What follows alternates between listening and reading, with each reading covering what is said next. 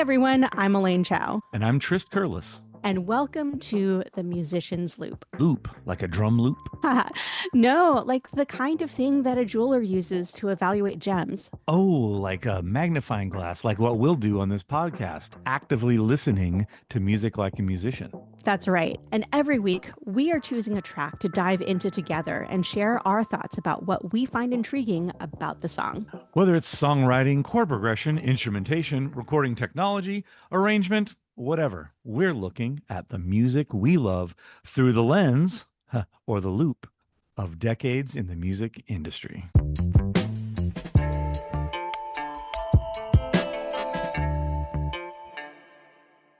Hey Trist, what do we have this week? Today, we have what I believe is, I come up with these things and I don't do the heavy research. I got to get my research staff on this, but I believe this is our first Juno Award winner. What is that, you say? Go ahead. Oh, you want me to say it? What is that? Whoa, Elaine, what that is kind of the equivalent of the Grammy-award. It's the Canadian Music Industry Awards. Oh, okay. Yeah, I believe it's our first Juno Award winner. And if it's not, who cares? She's fantastic. She's Laila Biali. And this is The Baker's Daughter. Oh, okay. Well, I've never heard of her, so I'm really looking forward to listening to this. Fantastic. That's why we're here. Awesome. Okay, so before we get going, Tris, can you remind all of us, especially our first-time listeners, how we should be listening to music? Well, while we do love that you are here listening on your walk, in your car, etc., in a place where you may not be able to do much about it, we're just glad to have you regardless. However, if you're able to improve your listening situation, get in that nice room with the nice speakers or grab the headphones, maybe the headphones that you bought for your kid because they're nicer than yours. Whatever the case may be, if you can improve your listening situation, I encourage you to do so because we just don't take the time to do that these days. So please listen in the best way possible if you are able. And with that, we are going to go ahead and pause for a brief moment. The links to the song are in the show notes. So pause this podcast, listen to the song a couple of times, come on back, and we'll pick up after the break.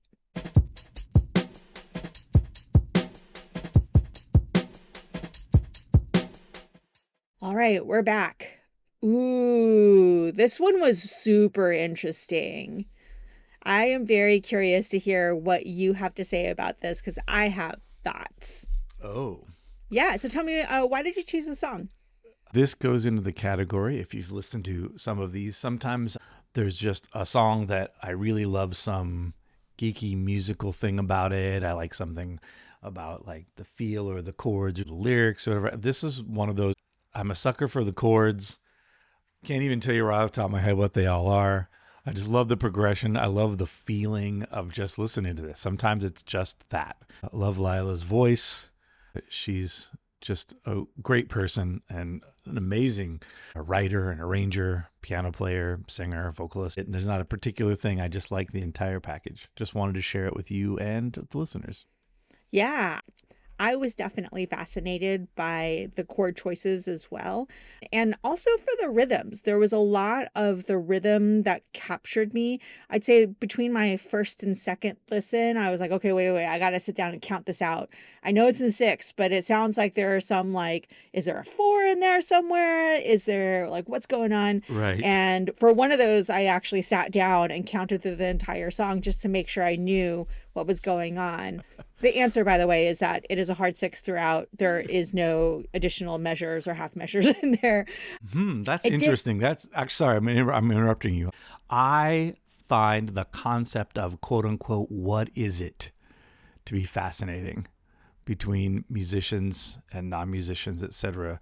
Because to me, the important thing is just that if you're making the music with another person, that they're able to recreate it no matter what you call it or what it quote unquote is or isn't. Yeah, it doesn't really matter to just consume it and listen to it. Now, if I need to go play the song, right, I need to know, or I need to at least understand how I interpret it. I think that the reason why I am thinking about this as how do I think about this music? And part of it is that I have certain reference points when it comes to things like the downbeat.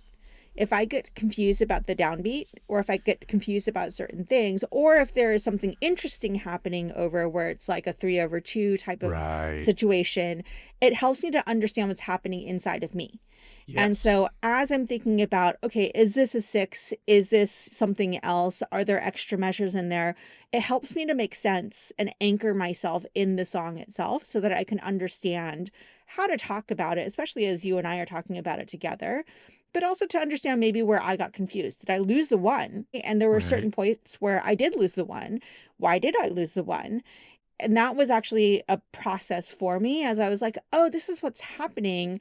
There's a 3/2 happening over here, and therefore it sounds like this. Or the chord change happens on the second group of 3, and therefore that makes me feel blah, blah, blah. And so totally. I think that as I'm going through this, when I analyze it for rhythm, often it's so that I understand where I might have gotten confused or where the anchor point of the rhythm is. And sometimes you get like 7s, or you get some kind of really interesting thing where you're like, oh, why does it feel like I'm a little off balance? Right. And it's because it's in 5 or 7 or something like that. Or you have an extra 2/4 somewhere that you didn't really expect. And so that to me is a way for me to kind of orient myself around the rhythmic center of the song. Totally. By the way, I wasn't even disagreeing with you. It hit a point that I've run into many times in my musical life, and heated conversations about what something quote unquote is or isn't. And again, at the end of the day, if the whole purpose of knowing that is so you can interpret and you can make the music together, like you said, as long as you're feeling those downbeat in the place simultaneously, yeah, it almost doesn't necessarily matter what the representation on the piece of paper. So anyway, that being said, going back onto the song, I thought there was so much to talk about in this song, certainly from a lyric analysis perspective. But before we get into that, one of the beautiful things about having someone who is modern is that you get to hear a little bit more about the process, especially through their social media. And so I did a little bit of searching, found a Facebook post that Laila had made about this piece. And that, I think, gave me more insight into this itself. She did write this fairly early on in her career. She said that she had written this song when she was 19 and still in college up in Toronto. And so I was like, oh, this is amazing that this even came up. She talked a little bit about her process, how she started out writing this as primarily an instrumental piece and then added the lyrics in later. And so I thought that was fascinating, especially how integrated this song felt to me. And so the question that I wanted to ask you is, does that show at all to you? You know, the fact that she wrote it as an instrumental first and then added in the words, is it something that you had said, oh, the words are an integral part of this, or could you just see this as a pure instrumental? I'm just interested in your thought process around that particular story and how you heard the song or experienced the song to begin with. I mean, now that you mention that you dug up that it started its life as an instrumental, I can see that. I think because of what we were just talking about, like the kind of rhythmic metamorphosis between the verses and the choruses give a lot of interest by themselves. So I can see its life as just an instrumental. And you say she added lyrics later? It sounds like much later. Okay. Yeah, I think it could stand as either. And I think because of that, because there's enough musical interest. We've talked about that before in the podcast. A lot of times, like a song where it's like, no, these lyrics are the reason this exists. I think there was a John Mayer that we had not too terribly long ago. I think that exact song, just played it as an instrumental, is a little It's kind of like, okay, sure, it's fine. Because the whole background, the whole supporting track is just kind of stoic, not doing a lot. It's letting those lyrics be featured. And this, I think, kind of does both. It could stand alone, interesting as music without a lyric, but I think the lyric goes with it, because I think the uplift and the positivity, I don't know why I get that from the chords and the vibe and the rhythmic shift of the choruses are like hopeful, and then so are the lyrics. So I guess in my brain it happened together, but apparently not. So that's cool. Interesting. I will say that from my look at the lyrics, this is a very hopeful song, but it ends up as being a very hopeful song. Like the first part of the song is actually pretty depressing. Yeah. And as I'm talking about this, part of what fascinates me about this particular song is that the lyrics are so strong. There are a lot of really, really great things about it, especially in the use of repetition. And one of the things that I look for in lyrics or poetry is what is the repeated phrase that's happening over and over again. And there are Mm. lots of repeated phrases in here. And then outside of the repeated phrase, what is the general sense of progression in this song? So it starts out with phase one. It's a pretty lostness. It tells a story of this girl that leaves home, leaves her small town, and is trying to find her way. And then it goes into that same kind of theme, but it ends with an extra chorus, right? There's only one chorus the first time through, but there's a second chorus in the second and third time through. And that second chorus actually finishes with a line that is incredibly reassuring in that you're never alone. You are not going about this alone. Whereas the first one, it just ends with, you're on your own, you're kind of wandering. Mm-hmm. And so I think that the last little section there, it has a much shorter verse, but it talks about the sense of rebirth.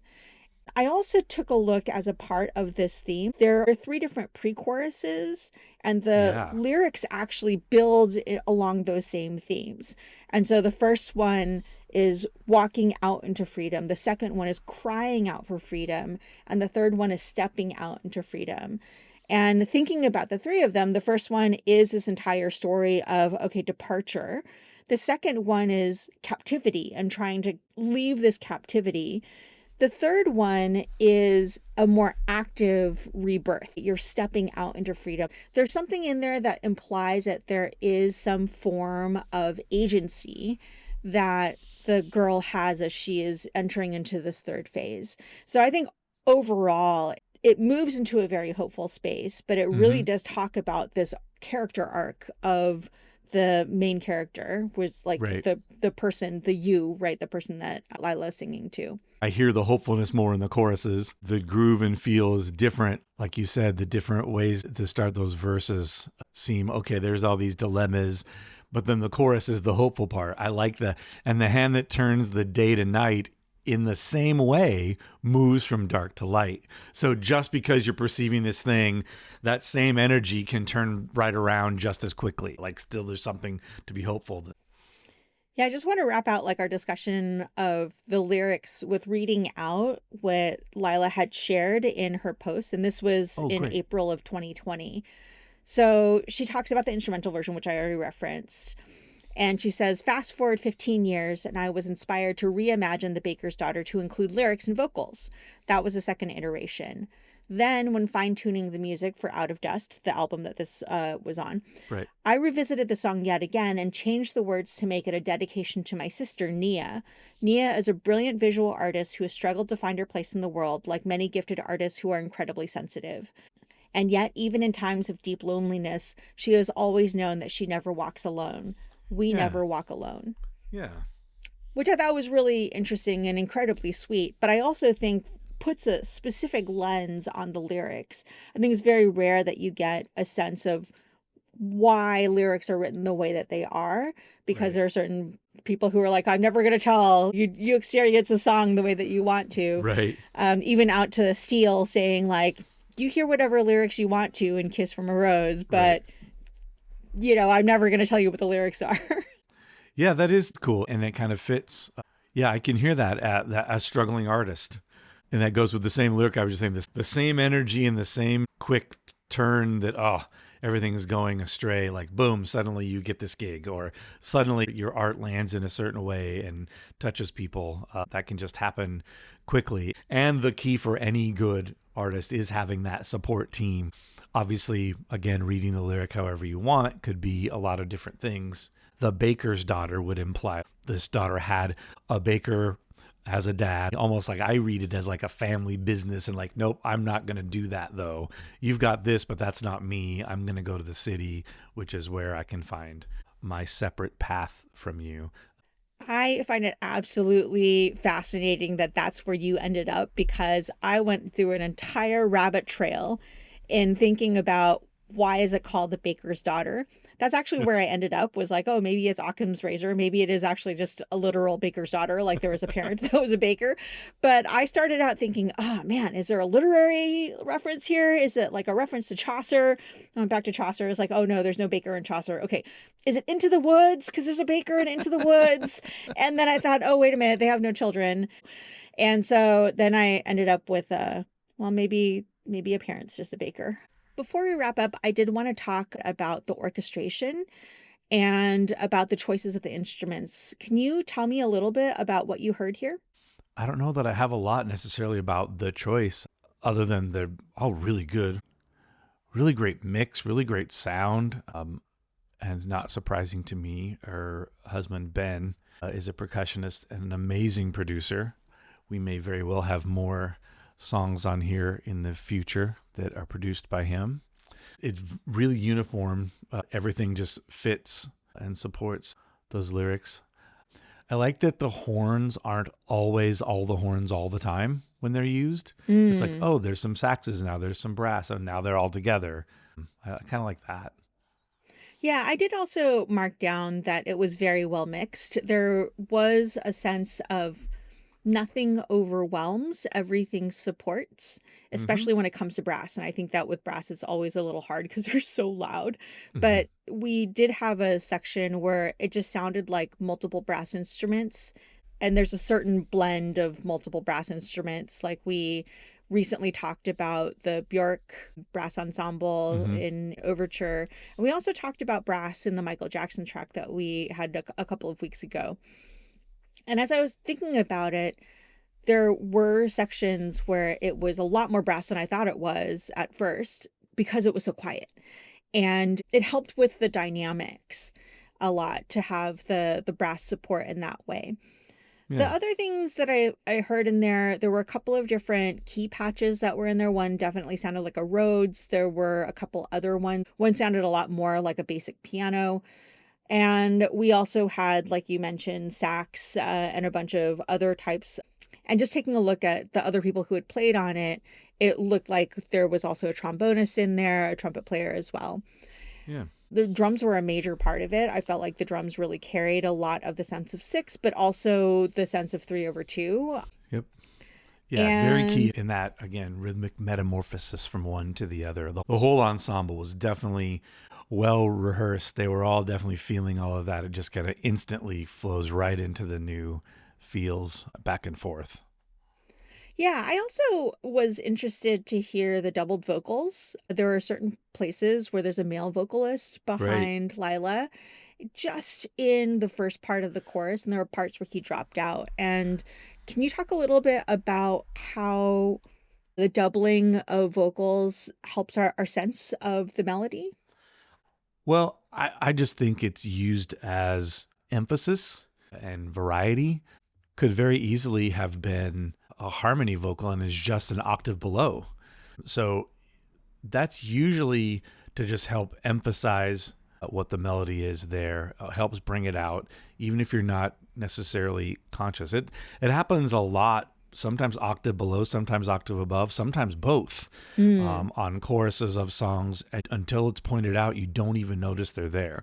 This is mixed a little more intentionally for you to hear there's absolutely an octave below it in those places. But sometimes it's mixed back a bit and you don't really notice it. But if you took it away, that lead vocal wouldn't feel as big. Kind of just some old tricks.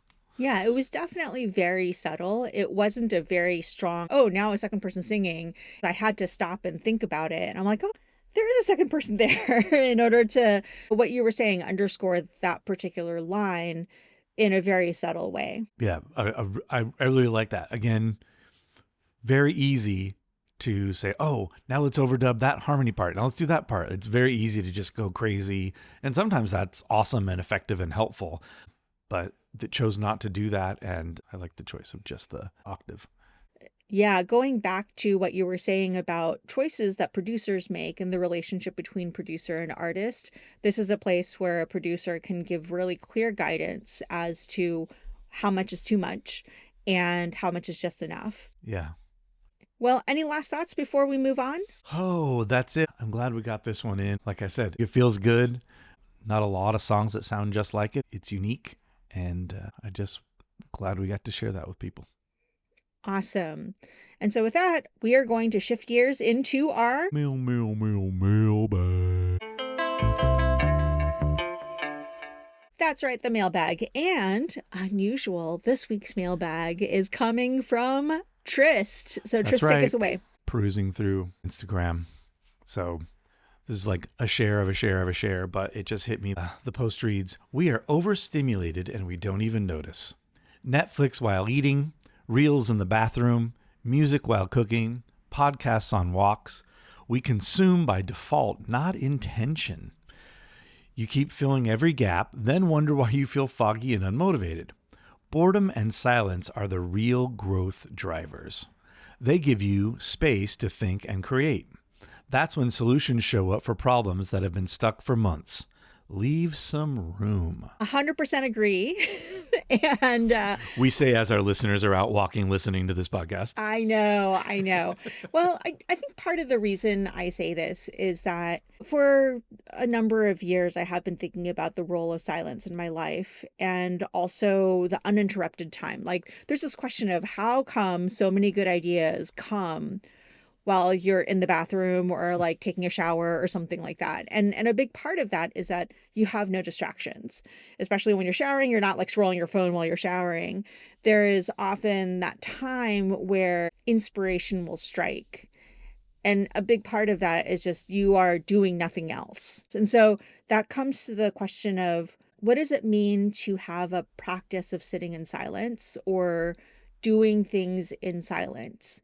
I remember someone I knew gave up radio in the car for Lent. And so for a number of days, just drove in silence.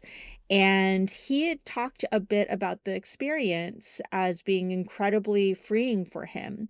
And I will do that nowadays, where if I'm feeling a little bit overstimulated, I will turn off everything if I'm driving around in the car, and I'll just sit in silence and just drive. And that frees me to start thinking about things that I normally just fill with podcasts or other types of input. So I'm kind of curious about you. Like, do you have a practice of silence or like choosing to do things in silence, whether it's a walk or any other type of thing without external stimulation? Yeah, I think I will catch myself consuming by default, not by intention. So I've tried to give a little bit more attention to that. So heading out for a walk, it's just a default. There are times I literally get out of my house, I get the AirPods out of my pocket, put them in, and realize, oh, there's not like a thing that I've been dying to listen to. I didn't have a goal. I literally just put my AirPods in because I'm going for a walk, so I must be needing to listen to something. Sometimes it's fully intentional, like, oh, I need to learn these songs on this walk. I'm going to listen to these things that I need to learn. Or, oh, yeah, this other new episode of my favorite podcast I've been listening to just came out. So I don't think there's a thing wrong with that. Of all of that stuff I read from that statement, the thing I liked the most was consuming by intention and not default. I'll catch myself doing that. If I'm cleaning or doing dishes and I put on music, it's definitely intentional. It's like, yes, I want that other vibe that helps me do this thing that I'm not enjoying. Like, that's intentional. I have this task I don't want to do for the next hour. Let me put on these jams and just put myself in a better mood maybe. So even that one, it is background or it's not the focus. I know we always talk here about trying to be focused on the music. That sometimes intimates that we mean that it's bad to have it be background or not focused on. That's not at all. It's totally fine to have it be background, but just noticing it and not just having it be there by default, I think is the point. Yeah, I think the thing that struck me was the phrase filling every gap. Because we are a society that really tries to optimize for everything. There are definitely days where I feel like if I get all of my ducks in a row and I get all of these different machines going and this automation going and get all these things done, then it's a successful day. Yeah. And I feel like that over optimization really impacts us internally because we don't have the margin to just be. And that is something that I definitely have caught myself doing even this past week where I was like, oh no, I have spent so much time just filling my time with activity as opposed to just spending time with my cats, right? Or just sitting and enjoying my house, not just by default, like you were saying, but instead trying to be present in the current moment. And I think that there are certain movements out there, whether it's a practicing the presence, some of the spiritual traditions out there, or mindfulness, just thinking about what am I doing right now? And can I focus on the thing right now instead of being on automatic all the time? You think about how many times you're driving and you're like, well, how did I get here? Because you were on autopilot coming back home from the store or something like that. It's a practice for many of these types of challenges that we have in our daily lives as we're thinking about what does it mean to consume intentionally, and at what point in time does it become overstimulation? Indeed. And part of the thrust behind this podcast is having intentional time that you're just listening so we can talk about what's happening in the music. If someone were to ask you what your top pro tip would be to avoid overstimulation, what is the thing that you would go to or suggest to someone else? I think that same topic we just mentioned, just being aware of when you're doing something by default or being intentional. It's, again, not necessarily the behavior itself, but just how you got there. And if you feel like you have a problem with that, then the pro tip might be to assign yourself something with some regularity. Once a day, I'm going to spend 30 minutes just listening to music, or I'm going to spend 1 hour just reading without anything else, or I'm going to, whatever the task is, give yourself an assignment, an appointment. And then maybe hopefully either that just becomes a regular thing where you don't have to actually do it that way, the behavior takes over, or it just lets you notice that you don't do that as much unless you make the time for it. Yeah, I think for me, a big part of it is a discipline of silence and the discipline of mindfulness in thinking about what would it mean to just clean the kitchen without any background noise, right? Or without listening to a podcast or whatnot. Like if I were just doing this in silence, what would happen? And I think the same thing when it comes to the discipline of mindfulness. Like, what if you were to choose just one thing to do, like what you were saying before? But if I'm very aware of the one thing that I'm doing, if I'm cooking, can I be very aware of the fact that I'm cooking and not just stirring the pot and going out and unloading the dishwasher or whatever? And I think that that is a choice that you can make over and over again in these micro decisions that we make. Do I pick up my phone? Do I not pick up my phone? And I think that these are habits that we can develop, but we also need a question. And I think that's a big part of this is how do we question our practices on a regular basis? And whether it's a quarterly thing where you go through and you audit, or it's an annual thing where you decide you're going to fast. When I say fast, I don't mean like, oh, I'm not going to eat at all, but it's more like, oh, can I decrease my phone usage by X amount? And I know one year I uninstalled social media apps from my phone just for the period of lunch so that I would have to go to my computer and use it and actually sit down as opposed to using it on my phone. Which is intention, not default, right? Exactly. And so that was something that I felt was an interesting practice for me to go through and try to reset my expectations. And then I reinstalled the apps afterwards. But I think there was something about that 6 weeks, 6.5 weeks, however long Lent is, for me to actually do that as a practice and think about really actively question where I was with all of this. Yeah, I think that is kind of a key, just the self-assessment. It's not necessarily you have to change all these behaviors, but just to notice them and say, oh, I always add this here, and I'm going to keep doing that because it benefits me and I do the thing better. Great. Or I always add that there. Oh, wow, I just do it. Why? I don't know why I don't need to. I should have some silence there instead. Just being able to just be in control of it, have the intention over it, I think is really the key there. Well, definitely a great conversation and particularly applicable for the time that we're in right now, especially as all of our apps are basically prioritizing and optimizing for our overconsumption. So I think it's really important for us all, and also to teach our kids and to be in conversation about this with our peers as we are living in this world now. How do we manage this as a society? Yeah. And you see it a little bit happening, conversations like this, and simple things like groups of friends who will have the pile of phones in the middle of the table at dinner. The first I one love that that. reaches for their phone buys dinner, Yeah. etc. Etc. Yeah. Having conversations instead of like, yeah, that's great, Nancy, and then you're back on your phone scrolling. So, yeah, we're seeing it show up. People are realizing that this intention thing is pretty important. Well, that's such a great point. Thanks for bringing this up and introducing this conversation. It's so important. Indeed. Thanks a lot. And any last thoughts before we wrap up? That's it. Another good one. Thanks for joining us. All right. And with that, we'll see you next week. Feel free to reach out to us. Send us any thoughts that you might have to our Gmail account, themusiciansloop@gmail.com. That's LOUPE. Or reach out to us via Instagram or Threads at the same account, @themusiciansloop. Yes, that's a great place that you can send your inquiries or questions, or you can even let us know what type of signatures you think are involved or what the chords are in the song we chose today. And maybe tell us about your intentionality that you do in your everyday life that helps you stay sane. See you next time. Thanks.